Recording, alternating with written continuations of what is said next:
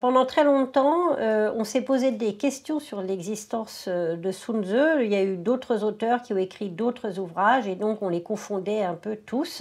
Aujourd'hui, on sait que Sun Tzu, a existé, qu'il a écrit, ce texte, en tout cas qu'à partir de ce qu'il a dit, on a écrit ce texte. En revanche, on en sait très peu sur sa biographie, réelle et en Chine aujourd'hui, de multiples lieux se battent pour, se voir reconnu, le statut, à la fois très honorifique et en même temps très rémunérateur de lieu de naissance de Sun Tzu.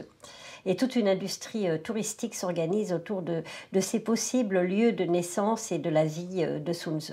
Est-ce qu'il avait le titre de général? Est-ce qu'il avait un rôle véritablement d'officier dans une armée?